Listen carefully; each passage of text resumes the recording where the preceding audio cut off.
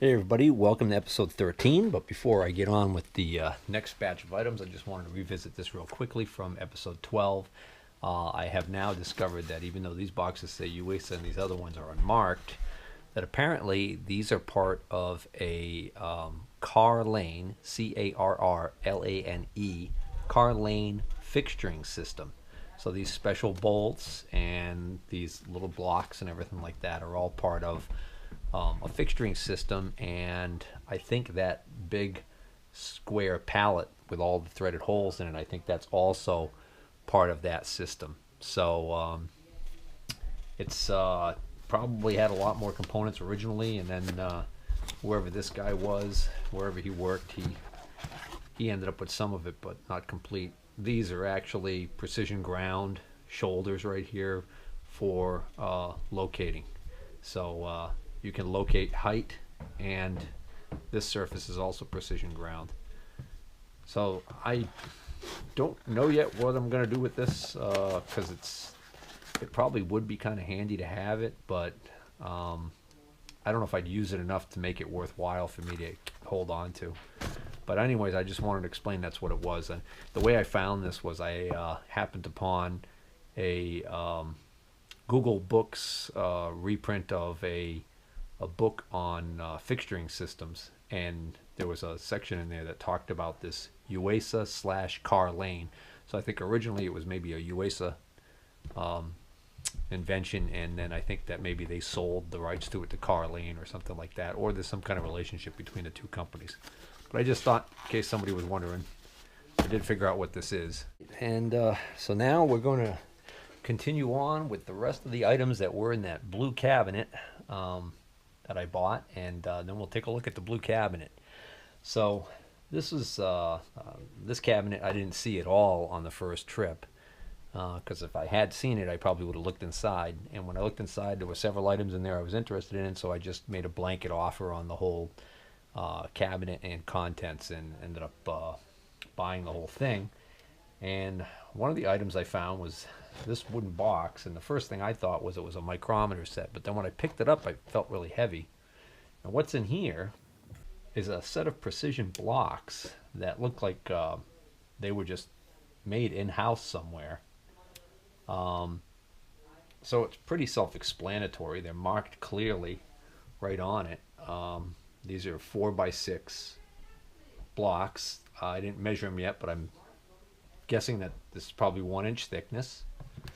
So there's a pair of 4x6 blocks, a pair of 1, 2, 3 blocks, and then the thing that's a mystery to me is there are 3 of these shafts that have threaded holes on one end and a threaded stud on the other end, and they could obviously be screwed together, but for the life of me, I'm not sure what the purpose of these is. There's nothing missing from the set. This box was clearly made by somebody just specifically for this set, and the set was clearly made for some specific purpose that I'm just not aware of. Who knows? Maybe they had a specific need for this thing. They gave it a item number, I think, for the tool room. They put here, but other than that, the box is not marked, except for here on the end, where they took the time to put a label on here. 2 1x4x6 and 2 1, 2, 3 ground precision blocks. All right, so the blocks are a no-brainer, and I'm going to keep them. And since I'm going to keep them, I'm going to keep the whole box. But I still have no idea what these are for. Also in that cabinet, I found another set of what appear to be brand new vise jaws. These aren't marked in any way, but I think it might be a safe assumption these also might be the SPI brand, since they were in the cabinet with the other pair of SPI ones. These are also 6-inch. This hunk of metal, which is a mystery, it's got a slot in the bottom, it's got a threaded hole, it's got a countersunk hole on the top, it's got a interesting little grind pattern going this way and this way across the top. I don't think we're ever going to find out what this is unless somebody recognizes it, pulls a rabbit out of their hat. The only markings I can find is, of course it's engraved with a part number for cataloging it, but right here, it's kind of hard to say it, is the word unique. So that must be the name of the company, Unique. And well, if you Google Unique, you only get about 4.5 billion hits. So not even knowing what this is makes it almost impossible to search for it. So if anybody knows anything about this, please leave a comment. Otherwise, it's just a hunk of metal to me. And then the next item is kind of a sweet little deal here. It's a two-part vise. So this would be handy for, like on the milling machine, if you had a very large piece that you wanted to clamp, you could set this up, and of course your range of motion of the actual vise is pretty much limited to probably about an inch, but you don't really need that. You really only need this to move enough so you can release it, load the next part in, and clamp it down again. So this must be fun to tram in. And this actually solves a mystery, which was this wrench that I mentioned earlier. Clearly the paint matches and it's a perfect fit for the handle over here. So this is the original wrench for this vise. There's several different manufacturers of this style of vise. I got a feeling this might be an import. It's marked with some casting numbers like 27-57 on this half and 27-56 on this half. Other than that, I think it's completely void of any markings. But I think that's going to be a keeper. I just did a quick search online, and I think I identified this vise. I think it's made by a company called Eron, E-R-O-N maybe, Japanese company. All of the vices that I found of this style look almost identical, and they're all imports. I didn't see any name brand US made vices of this style, but the ones that I did find that were being called Eron, one of them said Japan right on it, which this doesn't say, but they all shared the same exact wrench.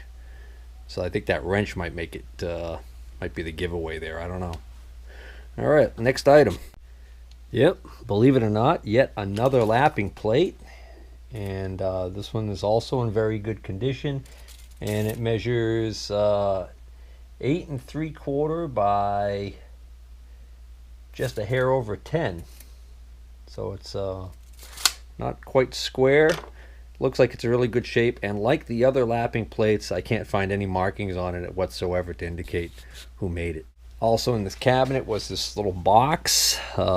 It's got the finger joinery on it. It says Wilton. Remember what's in here.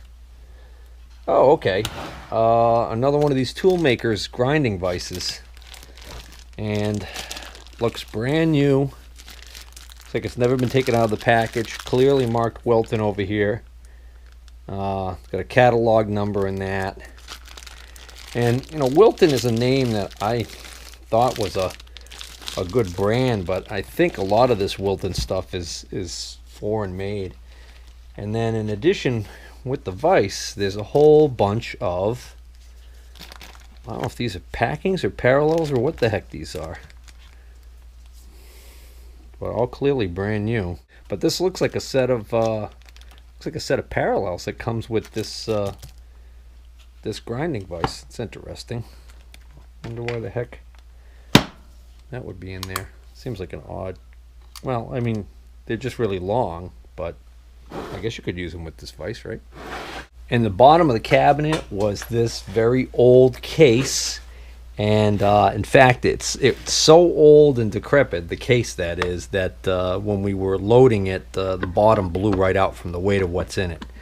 So we'll just open it up like this, and I'll show you what's in here. Is this unusual looking, let's see, actually get something else in here too. For some reason, this is in here. Look at that hook, that's weird. This stinks to high heaven, mildew, that box.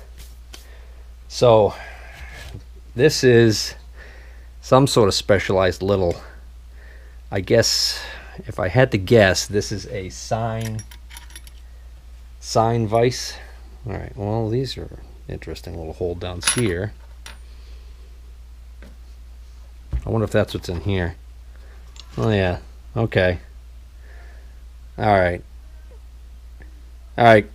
gotta take a minute, figure out what the heck this is. Oh, actually my cell phone battery's dead, so that's how I get on the internet down here. A little bit of surface rust on the bottom here. There's a little fence right here that can be adjusted so that you can have a stop for inserting something from the back side here, which I'm not sure why you would even want to do that. But this sure acts like a sine bar. So it almost seems like maybe you put gauge blocks underneath this end and that'll change the angle. And then there's a very interesting wedge design here to this, how this clamps. Okay, this is marked on the back here, J&S Tool Company, Livingston, New Jersey. In addition, here it's stamped in J&S Tool Company, Livingston, New Jersey. The little box that was inside the box also says J&S Tool Company Incorporated, Livingston, New Jersey. And it comes with, these look like stops of some type, maybe. And there's this bar here. Well, that's got some grinding marks on it.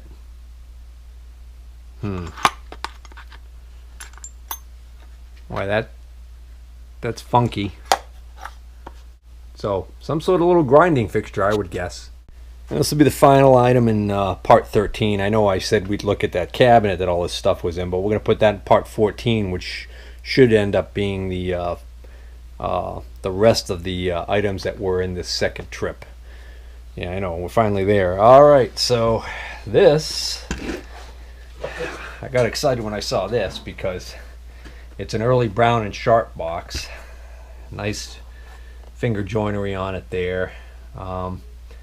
Magna Rect is what this says, and it's got a little equipment control number on it. Oh, that is so cool. Oh, I thought it, not MPI, it must be the company. I looked at it real quick. I thought that it said WPI, which would be the Worcester Polytechnic Institute, which is a major university in Worcester, Massachusetts. Great engineering school. Anyways, so what we've got is a magnetic vise or chuck, I guess. Now, this is interesting in the fact that it clearly says Brown and Sharp on the side here. But when you look at this end, the business end, it's a Magna Block MB1, okay? But look what it says down here, Hitachi. Hitachi Magna Lock Corporation, Big Rapids, Michigan.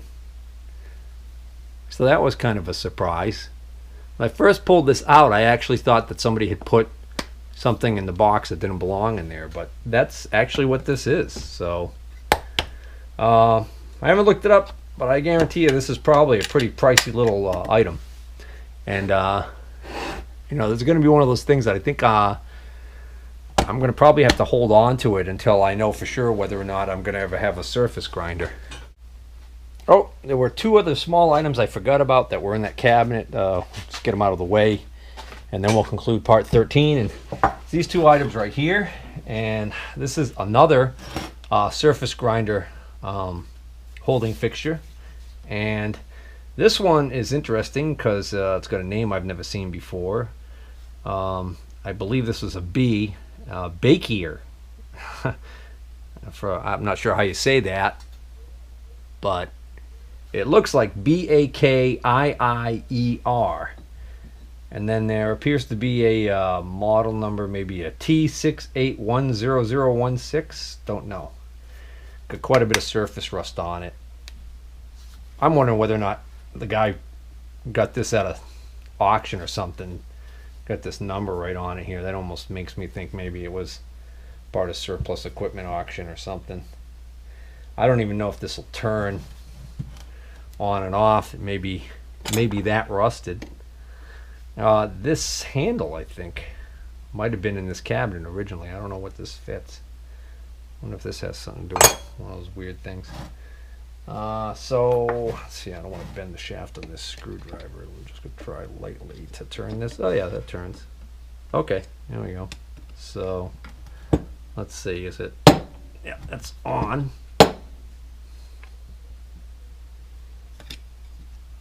Oh, that works pretty damn good. Oh! Oh, things not to do. So what I did right there was I was trying to roll this off, and my finger got pinched between where I rolled it. What I should have done is this.